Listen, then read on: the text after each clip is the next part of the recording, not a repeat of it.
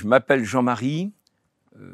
Je ne sais pas si vous connaissez l'histoire de ce père qui a 2 fils. Et puis un des 2 fils choisit de quitter son père et son frère, de prendre sa part d'héritage pour mener sa vie, indépendamment de tout ce qu'il a pu comprendre, apprendre, qui va donc l'emmener sur des chemins écartés, des travers. Eh bien, ça, c'est l'histoire du fils prodigue, mais c'est aussi mon histoire. Voilà.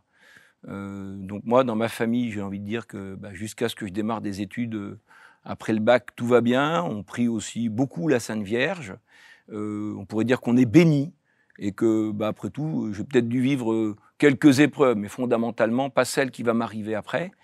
Voilà, et puis en terminale, j'ai ce souvenir qu'avec des camarades, on essayait de prier pour une amie qui était moins forte, justement, et puis on avait peur qu'elle ait pas son bac. Et donc, voilà, c'est déjà le départ de mes parents à l'étranger, et moi trop content de me retrouver indépendant et autonome chez moi dans mon studio étudiant, voilà, qui m'ont fait commencer à prendre des petits choix, mais c'est des choix qui m'écartent déjà un peu de ce que je connais, de ma vie d'avant, voilà. Et au final, ces travers, c'est une addiction, et après on est prisonnier justement de malheureusement tout ce qu'on a choisi de faire. Et c'est comment maintenant se sortir de tout ça. Dieu dans ma vie est toujours présent, j'imagine, mais moi, j'ai manifestement choisi de le laisser de côté. Ça ne m'empêche pas d'y penser de temps en temps, même pourquoi pas un coup de retourner à la messe. Mais au final, je suis tellement aveuglé, même moi, je ne me rends même pas compte forcément de ce qui m'arrive. J'ai conscience de mes travers, j'ai conscience de mon addiction, mais je n'arrive pas à m'en défaire de moi-même. Et c'est une éternelle rechute. Et cette addiction, alors pour le coup, me fait perdre tous mes repères, mais à un tel point qu'à un moment, on se sent prisonnier, englué là-dedans, et on ne sait plus s'en défaire. Dans les années 97, mes parents qui me connaissaient, entre-temps c'est moi qui suis parti à l'étranger, viennent me voir sur mon lieu professionnel, et ma mère comprend quand même que dans ma vie, voilà, il y a quelque chose qui ne va pas. Et ma mère m'a offert un livre qu'elle avait reçu en 1958 comme premier prix de catéchisme. La lecture de ce livre m'a bouleversé par rapport à tout ce qui pouvait être expliqué, tout ce qui était dit, vécu par des personnes comme moi qui, au final, je me rendais compte, que j'étais pas tout seul. Déjà, au final, ça pouvait arriver à d'autres personnes, mais qu'à chaque fois, alors que là, on a le sentiment d'être tout seul dans notre ornière, non, Dieu est à côté de nous.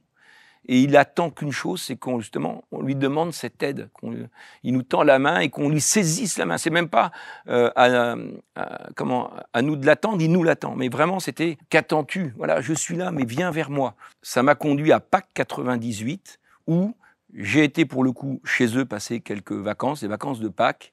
Mes parents m'emmènent à une adoration, donc on va prier Jésus, en fait, il est là. Et en rentrant dans l'église, j'ai pas eu le temps vraiment d'avancer que, je me suis effondré en larmes. À un tel point que j'en avais honte et que j'étais me cacher derrière un pilier.